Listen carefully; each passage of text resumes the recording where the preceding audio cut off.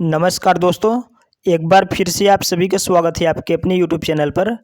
एक बात मैं पहले ही क्लियर कर दूं, आज सीटेट का कोई भी एग्ज़ाम नहीं है।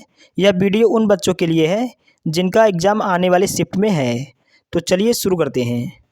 पहला प्रश्न है, कोहलबर्ग के अनुसार सही और गलत प्रश्न के बारे में निर्णय लेने में शामिल चिंतन प्रक्रिया को कहा जाता है। करेक्ट आंसर हो जाएगा नैतिक तर्कड़ा कहा जाता है। अगला प्रश्न है, सतत एवं व्यापक मूल्यांकन के अंतर्गत वाक्यांश व्यापक मूल्यांकन इंगित करता है। करेक्ट आंसर हो जाएगा संज्ञानात्मक क्षेत्र, भावनात्मक क्षेत्र एवं मनोगत्यात्मक क्षेत्र का मूल्यांकन। अगला है, विद्यार्थी द्वारा गणित की कक्षा में सीखी गई अवधारणा का उपयोग भूगोल की कक्षा में किया जाता है। यह उदाहरण है। करेक्ट आंसर हो जाएगा सकारात्मक अंतरण का। अगला है, शिक्षक की सबसे मुख्य जिम्मेदारी है। करेक्ट आंसर हो जाएगा विद्यार्थियों की विभिन्न अधिगम शैलियों के अनुसार सीखने के मौके उपलब्ध कराना। अगला प्रश्न है, यदि आप बच्चों को सिखाना चाहते हो तो बच्चों से सीखिए, यह इशारा करता है। करेक्ट आंसर हो जाएगा बाल केंद्रित शिक्षा की ओर। अगला प्रश्न है, प्रतिभाशाली बालक वह है जो अपने उत्पादन की मात्रा, दर तथा गुणवत्ता में विशिष्ट होता है। यह कथन दिया गया है। तो यह कथन जो है R.W. टेलर द्वारा दिया गया है। अगला प्रश्न है, यदि आपकी कक्षा में कोई बच्चा अधिगम अक्षम हो तो आप क्या करेंगे। करेक्ट आंसर हो जाएगा उसकी अक्षमता किस प्रकार की है यह जानकर उसको सिखाने का प्रयास करेंगे। अगला प्रश्न है, प्रयोजन विधि के प्रतिपादक हैं। तो प्रयोजन विधि के प्रतिपादक जो है किलपैट्रिक हैं। तो किलपैट्रिक आपका करेक्ट आंसर हो जाएगा। अगला है, यदि कोई बच्चा विद्यालय में हमेशा देर से पहुंचता है तो आप क्या करेंगे। करेक्ट आंसर हो जाएगा बच्चे से बातचीत करके कारण जानने का प्रयोग करेंगे। अगला है, सतत एवं व्यापक मूल्यांकन से आशय है।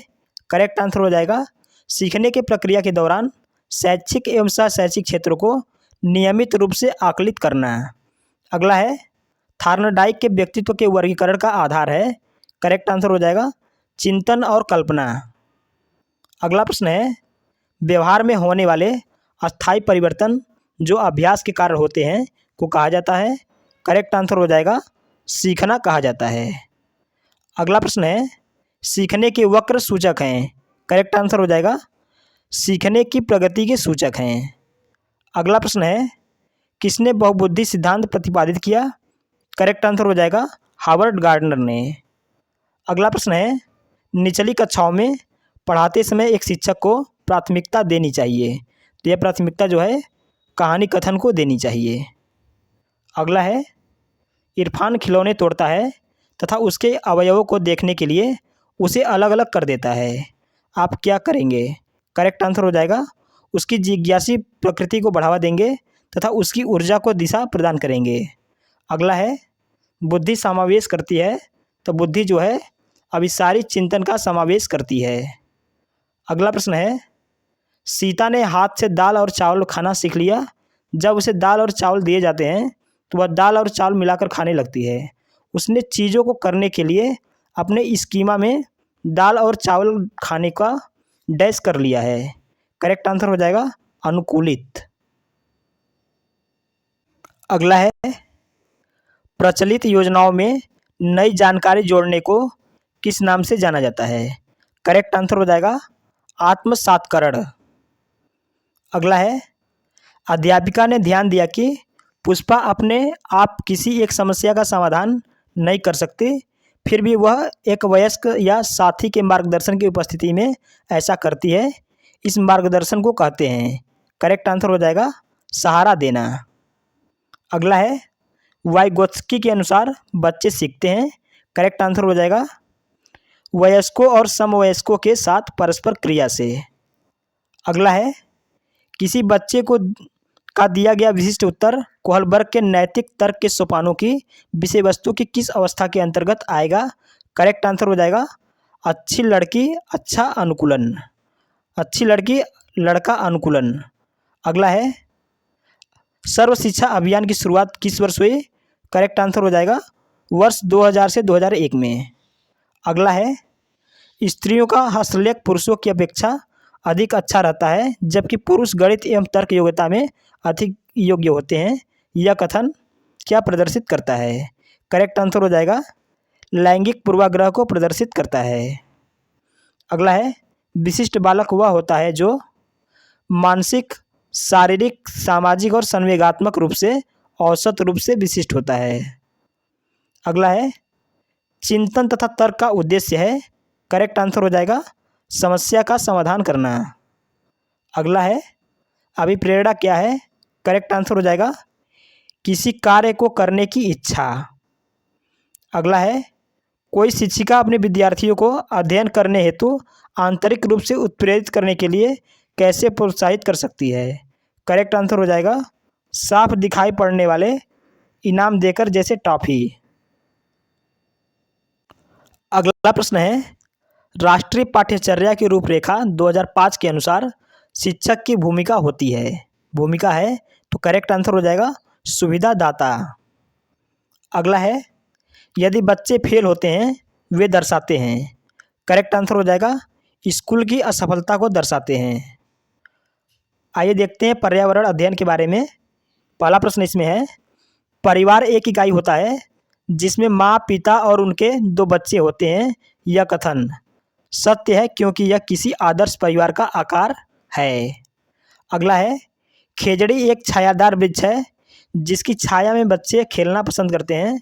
किस प्रदेश में पाया जाता है? तो करेक्ट आंसर हो जाएगा मरुस्थलीय प्रदेश। अगला है पक्षी एक समय में 2 भिन्न भिन्न वस्तुओं को देख लेते हैं क्योंकि। करेक्ट आंसर हो जाएगा इनके सिर के दोनों ओर आँखें होती हैं। अगला है बगुला भैंस पर बैठता है क्योंकि। करेक्ट आंसर हो जाएगा बगुला तथा भैंस के बीच सहजीवी का संबंध है। अगला है सरकारी विद्यालयों में मिड डे मील योजना की शुरुआत किस वर्ष की गई थी? तो सरकारी विद्यालयों में मिड डे मील योजना की शुरुआत वर्ष 2004 में की गई थी। अगला है मीरा और दिव्या छोटी लड़कियां हैं। मीरा समोसे, कटलेट और डबल रोटी खाना पसंद करती है, जबकि दिव्या ऐसा भोजन पसंद करती है जिसमें लौह तत्व की कमी है। मीरा और दिव्या को निम्नलिखित में से कौन सी बीमारी होगी? करेक्ट आंसर हो जाएगा मोटापा और एनीमिया।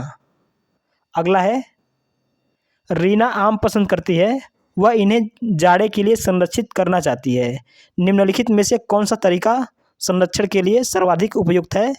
करेक्ट आंसर हो जाएगा रेफ्रिजरेटर्स में संचित करना। अगला है हमारे देश में नीचे दिए गए किस भाग में खाने की जैसी चीज़ें जैसे टेपियोका और नारियल को लोग अपने घर के आंगन में उगाते हैं और उन्हें इनसे बने खाने का स्वाद बहुत अच्छा लगता है? तो इसका करेक्ट आंसर हो जाएगा केरल। अगला है एक अध्यापक को कक्षा 4 के विद्यार्थियों को हमारे देश के भोजन की सांस्कृतिक विविधताएं पढ़ानी है। इस विषय को पढ़ाने के लिए सर्वोत्तम विधि निम्नलिखित में से क्या है? करेक्ट आंसर हो जाएगा विद्यार्थियों से कहें कि वे अपने परिवार के भोजन के विषय में सूचना एकत्र करें। अगला है इस पौधे में पत्तियां हैं जिन्हें सब्जी की तरह प्रयोग में लाया जाता है। इसके बीजों से तेल प्राप्त किया जाता है। यह पौधा जो है सरसों है। अगला है रजत अपने मित्र से कहा मैं नहीं खेल सकता क्योंकि बुखार है। मैं कंपकंपी, बुखार, सिर दर्द और अंत में पसीना आने के चक्र से गुजरता हूँ। रक्त की जांच के बाद डॉक्टर ने मुझे एक कड़वी दवाई दी। रजत किस रोग से पीड़ित हो सकता है? तो रजत जो है मलेरिया रोग से पीड़ित हो सकता है। अगला है संजू यात्रा पर गई थी, लौटकर उसने अपनी कक्षा में यह बताया कि वह भारत के सबसे लंबे राष्ट्रीय राजमार्ग पर यात्रा करके आई है। वह कहाँ से कहाँ तक यात्रा करके आई है? करेक्ट आंसर हो जाएगा वाराणसी से कन्याकुमारी। अगला है कुडुक कहाँ के लोगों की भाषा है? तो कुडुक जो है झारखंड की भाषा है। अगला है वर्ली एक पारंपरिक कला का एक प्रकार है। वर्ली नामक स्थान किस राज्य में है? करेक्ट आंसर हो जाएगा महाराष्ट्र। अगला है वन महोत्सव किस माह में मनाया जाता है? तो वन महोत्सव जो है जुलाई से फरवरी माह में मनाया जाता है।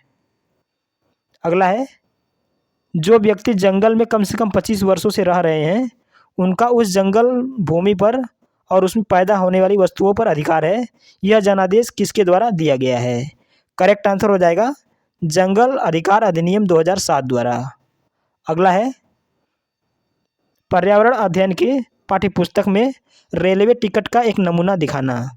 बच्चों को वास्तविक जानकारी अंतःक्रिया करने का अवसर देता है, साथ ही अवलोकन की कुशलता का विकास करता है। अगला है, बच्चों के व्यक्तिगत अनुभवों को महत्व देने से पर्यावरण अध्ययन की कक्षा में शिक्षकों को क्या लाभ मिलता है? करेक्ट आंसर हो जाएगा विषय को बच्चों के अनुभव संसार से जोड़ने और विमर्श व सीखने को बढ़ावा देने में। तो साथियों, ये थे सीटेट एग्ज़ाम 2022-23 के लिए इम्पोर्टेंट क्वेश्चन। यदि वीडियो अच्छा लगा हो, हेल्पफुल लगा हो, वीडियो को लाइक और चैनल को सब्सक्राइब जरूर करें और कमेंट करके बताएं कि वीडियो कैसा लगा। धन्यवाद।